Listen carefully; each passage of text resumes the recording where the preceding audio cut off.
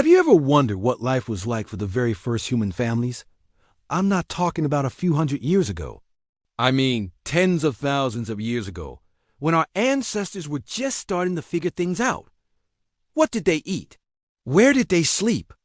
And most importantly, what was family life even like back then? Let's travel back in time to meet the original families, the pioneers of humanity. Imagine a world without cities, without farms, without even a written language. This was the world of early modern humans. They were hunter-gatherers, living in small nomadic groups of maybe 20 to 30 people. These weren't just random individuals. They were extended families. Grandparents, parents, children, aunts, uncles, and cousins all moving together, surviving together. Family wasn't just a social unit. It was the key to survival. So, what was a typical day like? Well, there was no 9 to 5, that's for sure. The men would often go out on long hunts, tracking large animals like mammoths or bison. This was incredibly dangerous work, requiring teamwork, skill, and immense courage. A successful hunt meant food, tools from bones, and clothing from hides. It was a high-stakes game where the entire community's well-being depended on their success. Meanwhile, the women were the heart of the camp. They were expert gatherers with an encyclopedic knowledge of the local environment.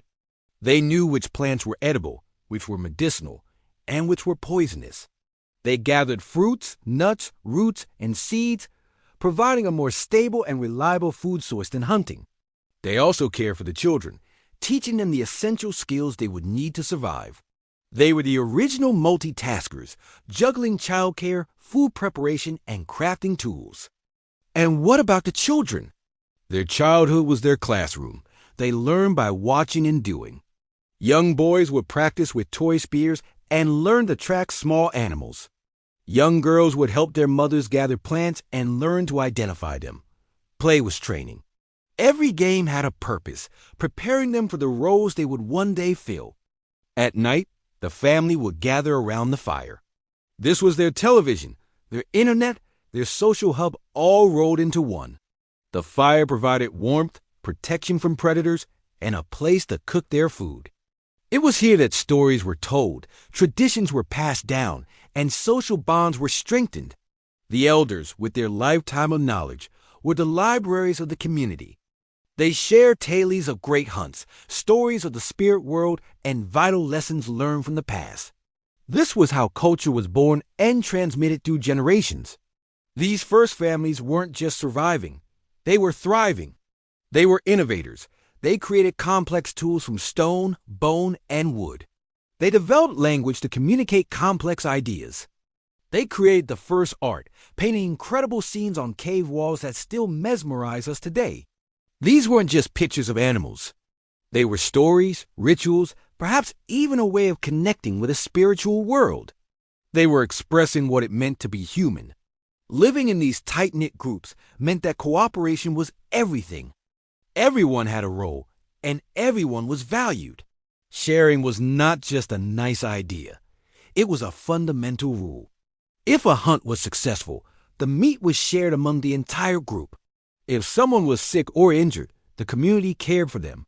This deep sense of interdependence and mutual support is a powerful legacy they left for us. Thinking about these first families really puts our own lives into perspective. They faced unimaginable challenges with incredible resilience and ingenuity. They laid the groundwork for everything that came after: agriculture, villages, cities, and the complex societies we live in today. They were the first to love, to dream, to create, and to build a future for their children. So, the next time you gather with your family, take a moment to remember those ancient ancestors huddled around a fire, sharing stories under the stars. We owe them everything. Thanks so much for joining me on this journey back in time. If you found this fascinating, please hit that like button and subscribe for more deep dives into our incredible human story. Let me know in the comments what you think family life was like back then. See you next time.